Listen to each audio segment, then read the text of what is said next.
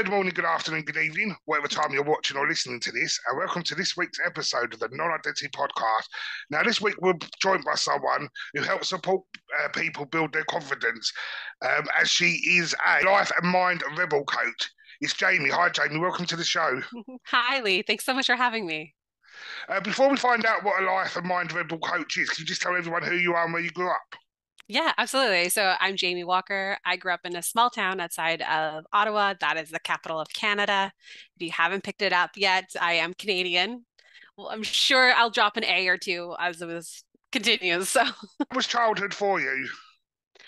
I will. So that's a complicated question or a complicated answer, I should say, because on the surface level, childhood was amazing.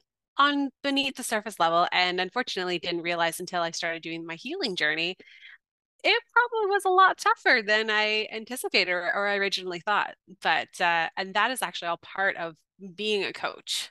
So we'll get all into that.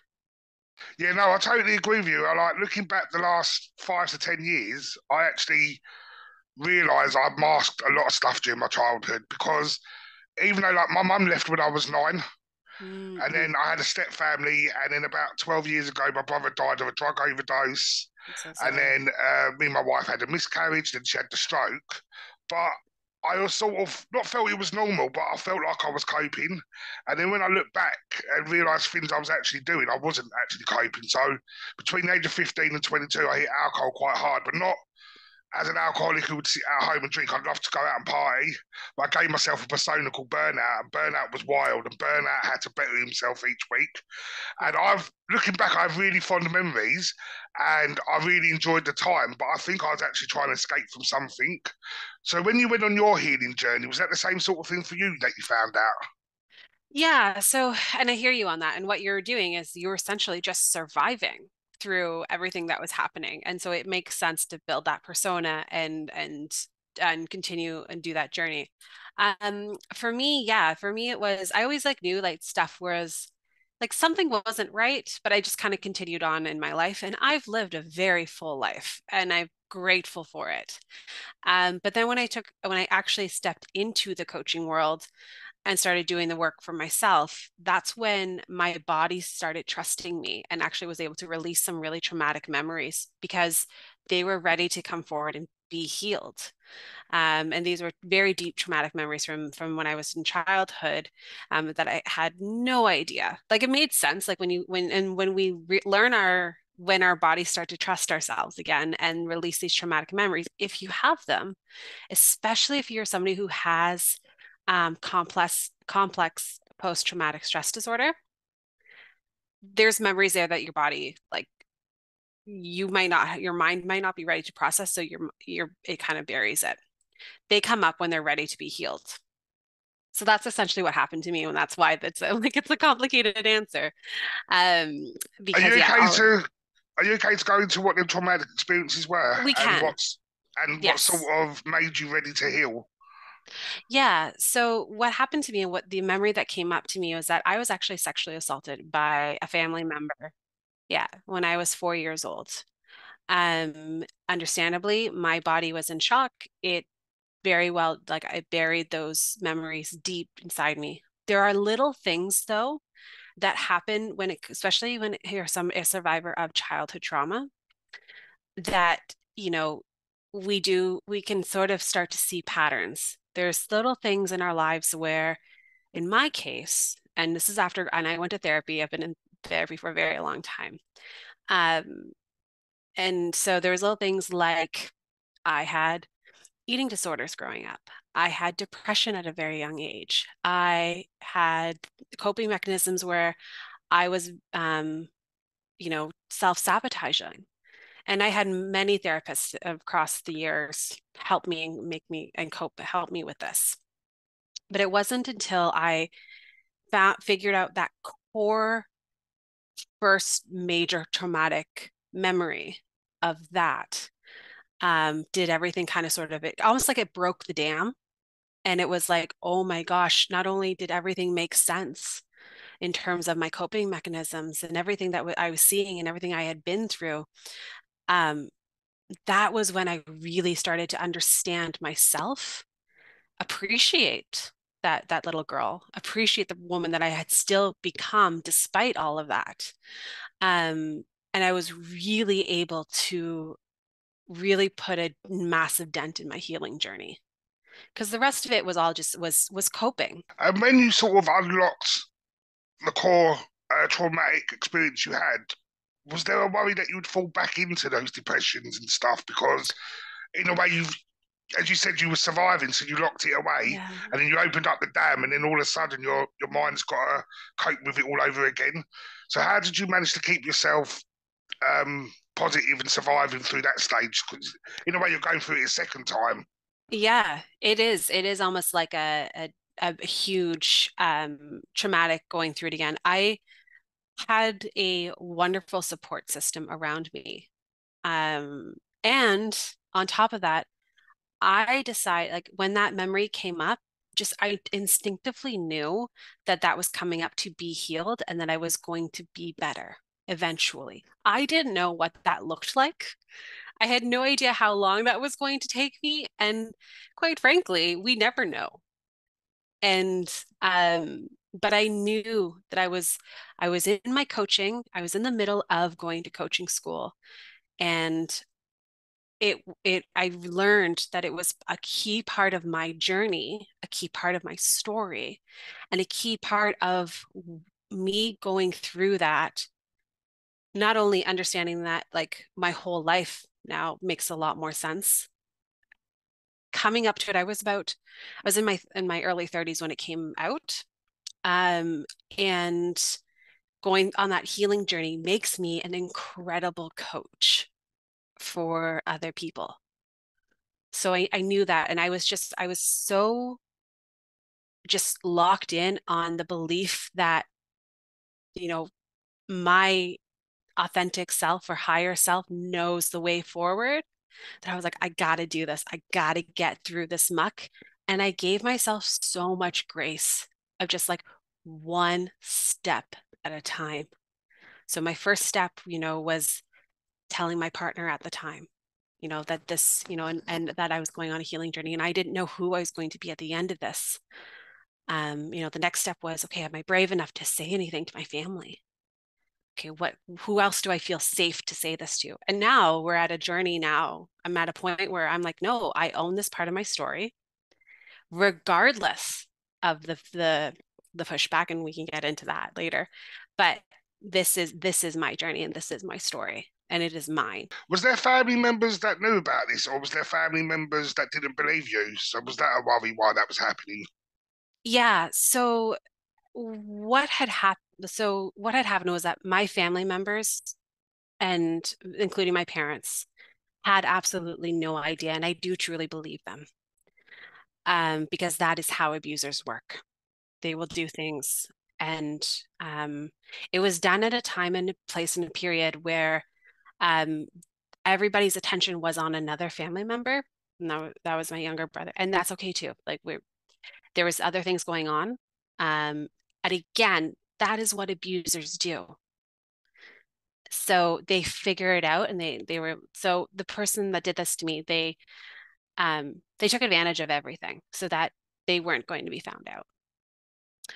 Um, when things came to light, yes, I am still unfortunately managing, or I recently dealt with family members telling me they do not believe me. And this is like 2 years of me, like this is my story and working with it and healing and everything. And unfortunately, I had to take a stand for myself and say, okay, I cannot have you in my life at this moment. I right now, this is seriously not a part of my healing journey. And you coming in here and telling me multiple times that you do not believe me is not conducive to my healing. And it's not supportive of me. And I had to take those really brave actions and say, you are no longer a part of my life. Good luck. I don't know what the future holds, but you know, we can't, our lives cannot be together anymore. And is that a big bit of advice you would give to people on healing journeys to cut away the sort of negativity people around them? Because sort of letting go, knowing people support systems. Some support systems are really good, but you do have the negative within them. But it's very hard to let go because you're emotionally attached to them people. But is that advice you would give to people if they need to do that to do that? The advice that I would give is that it is not a cut and dry solution. If you are because the thing is when it comes down to um when it comes down to actually cutting family out of your life, it is because you have tried every single thing else that you could think of. It is a last resort. And if you are at that end of your rope and you're like, I cannot move forward with this, then it is the right decision. But it is not an easy one.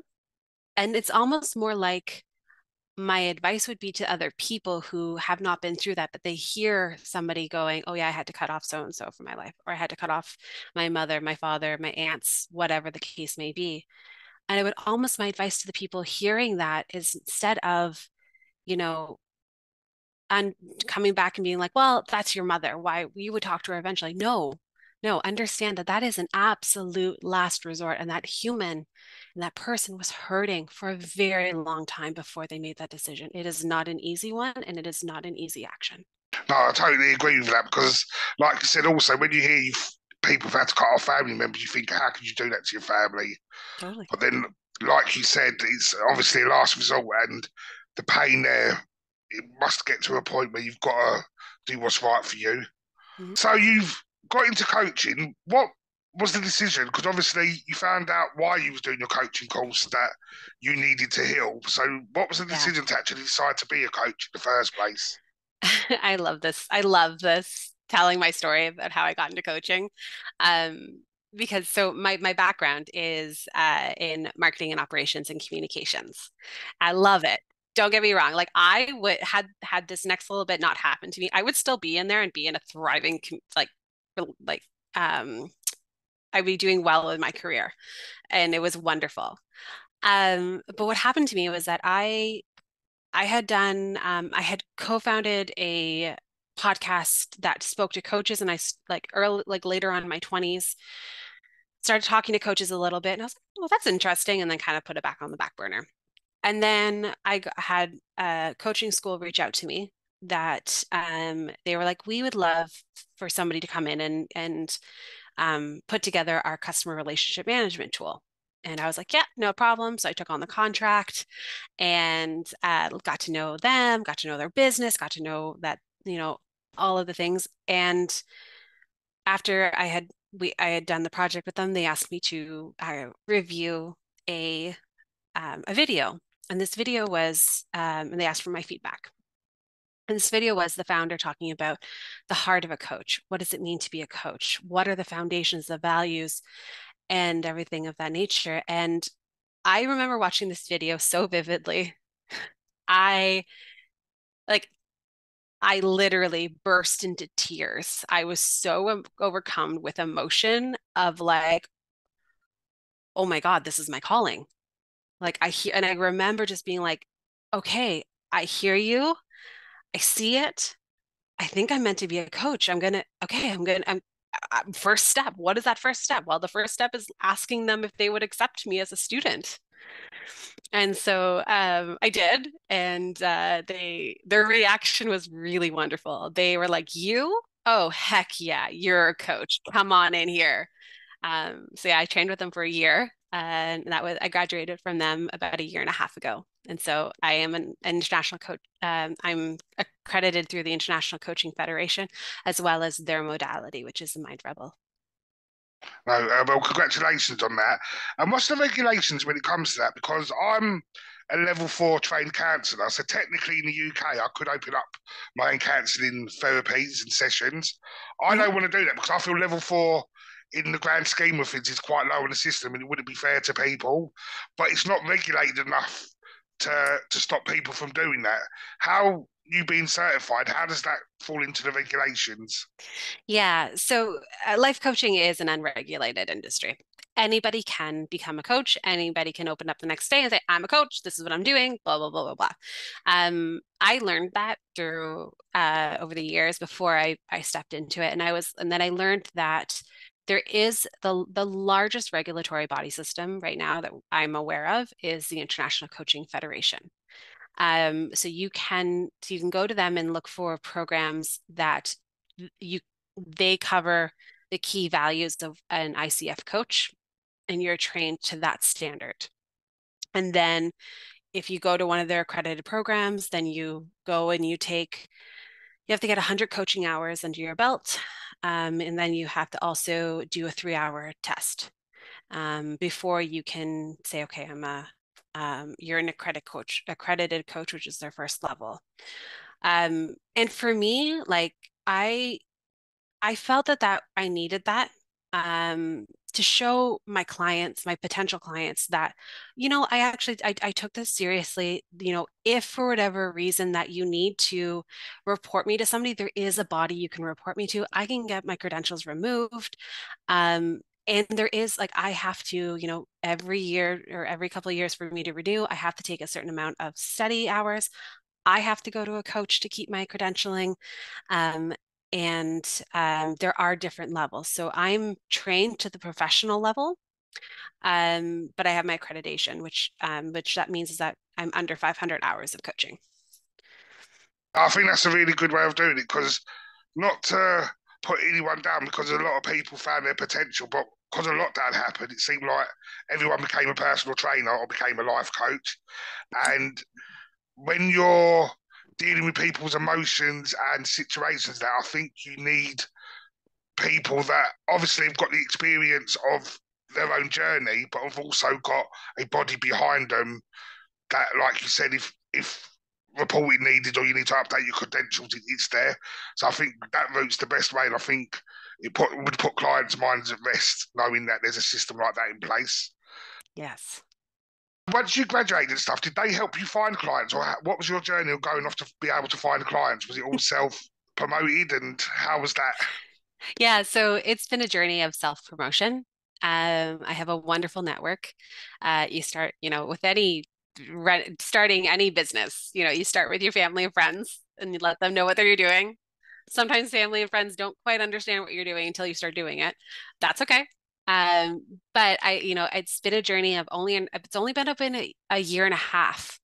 So I'm lucky with the background that I have. Building the website was no issue for me. Coming up with email campaigns, not, so but like any business, it always takes longer than you anticipate. But that is okay. I can honestly, like, in the year and a half, I've coached over 20 people already, and set them on the right path and their right journey, and got them the tools that they needed to do that. So I'm incredibly grateful for what I do and for my journey and still building. What is actual like mind and rebel sort of coaching? Because obviously you hear mindset coach, you hear Yeah. fulfillment coach, you hear like, but I've never heard the term mind and rebel. So what is that type of coaching?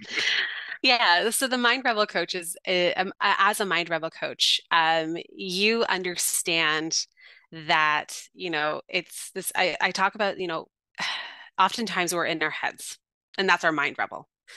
And we think that our brains are wonderful machines, don't get me wrong, but we think that they're in charge of everything and they're doing everything and everybody's constantly up in their head. So as a Mind Rebel coach, I help my clients identify that and then be able to shift down into their hearts, into their bodies.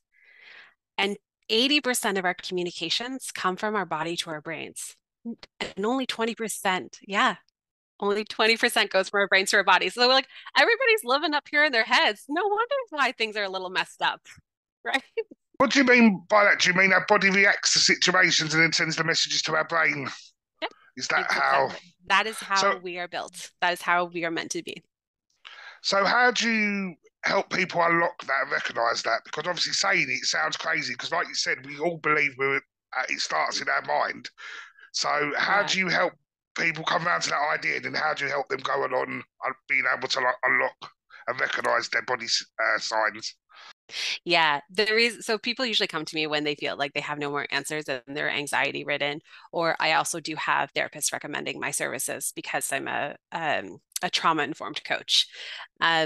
So they're coming to me and they're like, I'm anxiety ridden. And what the signs that I see is I hear a lot of, I'm thinking there's this, I need to do this. It's always like words around their mind. Like, and essentially they're very, very intellectual people, like high intelligent people. And they're just like, I just can't get anywhere. Well, it's because you're not allowing your body to do what it is meant to do. It is meant to, you're not connected to your body or your heart, or in some cases, and what it really is that we really connect to your heart and to your soul. So I take my clients on a journey of, yes, okay, that's what's going on in your mind. What is it saying? Let's get it out.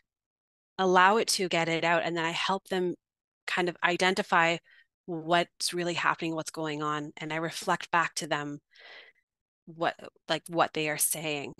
And then it's funny because once we're able to allow the mind to have its say, then I walk them through and I can, help them settle into their hearts and into their bodies. So figuring out like, where are you feeling that frustration in your body? And we do that through different practices, whether it's a meditation, whether it's just a deep conversation, whether it's maybe they need to read something that I have on hand, do their own research. Um, but essentially, if what I've learned is that if you're coming for this and you're looking for this, your body knows that this is what it needs. So it is going to naturally progress to settling in and being like, okay, it's almost like that. It's almost like the toddler and our emotion. I always like think about our emotions and toddlers, like they're explosive because they're like, I need to get this out. And so, and once you like listen to a toddler, normally they tend to settle down and they're like, okay, so like what's actually going on? That's because Same you brought thing. up about, because I do a lot of growth mindset with the young people I work with, and you actually see that your biggest time that your growth mindset is positive is when you're younger. Because of like a baby will walk and fall down and get back up and keep going until they can walk. But as you get older, your fear factor comes into play and the scariness and stuff like that. So you tend to sort of revert back into that negative mindset a lot as being an adult, where you've got that when you're younger because in a way you've got no fear. So you Yeah. keep trying something till you get it right. And this is what I keep trying to revert, because I work with a lot of teenage young men in the work I work in. And this is what I keep trying to relate to them is like, we've all done it. We've all learned to eat. We've all learned to talk. We've all learned to walk. That's when you're your most resilient. So try and Hmm. channel into that Hmm. mindset. And also, how much do you feel like emotions play a part in human behavior? Oh, I think emotions are our navigation tools in this life. Like they're huge. 100%. So I do a piece of work with the young people. You may have seen it, the conflict spiral. Hmm. So it starts off with our experience, which then leads on to the way we feel. The way we feel leads on to our behaviours. Behaviours lead on to reactions. And I sort of say to them, this is the blueprint for every person's behaviour throughout the day. You go through that spiral like 100 times a day. But Hmm. recognising where you are in that spiral can help with the interactions you get with other people. It's huge. So then therefore we're not projecting onto other people. And we're also allowing like with people if there is some kind of projection happening to us, we can identify that too. If once you start doing the work for yourself, it's easy for you to see if somebody else is going through that with themselves and be like, oh, that's on them. That's not actually my thing. That's not for me to carry. Oh, it's a bit different feel, but with the education system, that's the conflict between student and teachers. Because Yeah. teachers are stuck in that conflict spiral and they're bringing their emotions from like the lesson before and then projecting onto the next lot of young people coming in their classroom, which then can cause the conflict because they haven't done anything, but they're getting projected all the anger and frustration of the teacher from the lesson before. So Yeah. then it riles them up. And this is a lot of things I see in my line of work, that adults as well as students have to recognize their emotions to be able to work together to be able to move forward. Oh Do you yeah. sort of find that with your clients? Because obviously, like you said, they've come to you because there's nowhere else to turn. So do you feel they're very stuck in a negative mindset and very angry, very frustrated with their situation, that it's hard to pull them out of it? And does it take a lot of time to do that? That's a really good question. Um, so there are some, just like everybody is individual, there are clients that it takes a little bit more time. And that usually means that there's probably a lot more trauma attached to it. And there that's and that's okay. that there's space for that, for in my coaching space. There's so much space for it. And others not so much. Others it's almost like, okay, I just need to get this off out of my mind, and oh my God, now I can clear it. I can understand what's going on. And then, like I said, I always talk, like I preach that, like, our emotions are our navigation system through life. And to actually be in touch with your emotions, and funny enough, I actually find my niece and nephew who are 9 and 10 more in tune with their emotions sometimes than most adults. And it's just like they're our teachers to know how to do this work. What happens if you, because like you said, you're on your healing journey and you wake up and you're having a really bad day? How do you sort of put yourself in professional mode to be able to help support others? What's your self-care like? Yeah, I do a lot of meditation. So there's always a deep meditation that I do every day that allows me to connect to my higher self and my soul. I always say that my work is a bit as one part scientific, one part kind of magic, but realistically, they both very well work together. So I really do tap into that. I also give myself so much grace. Like if I am in a bad mood, or if I'm feeling sad, or if I'm feeling whatever, I'm only human. I'm okay to show up how I'm feeling. And when it comes to coaching, I know my job as a coach is to be that mirror reflection of my client. And I tap into that so deep with them. And so it's almost like when I'm coaching, I am my most aligned, authentic self. So whatever I was feeling kind of ends up actually melting away most of the time. Even if I have, so I also suffer from chronic pain right now. That actually all melts away when I'm coaching. So it's a terrible answer to your question. Um, No, it but makes a lot of sense because of again, going back to my role as an educator, whatever's happened at home in the morning, you can't take that in with you. It's the same sort of Mhm, thing when you're meeting clients. You can't take what's happened to you in going back to the chronic pain. I'm quite interested to know that because obviously, mhm. same sort of thing with my wife. When you look at people, it's hidden. Like you can't see that you're in chronic pain. How do you deal with that side of things? So it has to do with my hip, dislocated when I was a child. It's come back now in my early 30s. Um, just to give a background. So, and I deal with that one. I do have to oftentimes walk with a cane now. It's been less than a year for that, so it's visible. But it is hard because it is one of those things where I am constantly in pain. It is draining. Um, you know, it is all of those things. But I have learned through a lot of my own history and a lot of my own life that it's there for a reason. Um, I work with it instead of trying to push it away and deny it. There are days though when I'm like, you have to have that cry, you have to have that emotional release because of like just sometimes some days are harder than others. Um, and for someone like me who has been the strong person, always showing up, 100% helping everybody else. Yeah, you know what? It's forcing me to be human. I'm not Wonder Woman, and it's forcing me to do that. And for people that have watched or listened and want your help and support, where can they find you? Yeah, if you do want my help and support, you can actually visit my website. So that's walkercoaching.ca. I'm also on Instagram at walkerxoxo.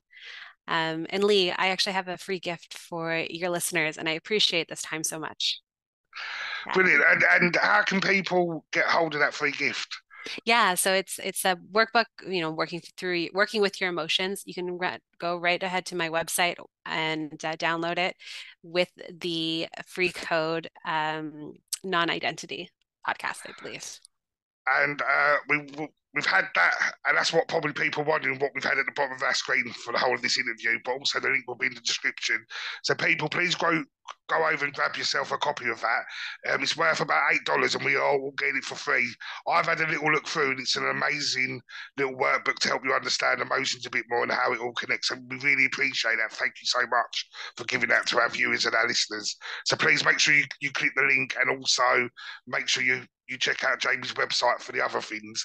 Well, we're coming to the end, and it's been a fascinating interview. I'd love for you to come back on in a couple of months' time. But I've got one last question, and this question I ask every guest. If you could be remembered for one word and one word only, what would it be and why? Acceptance.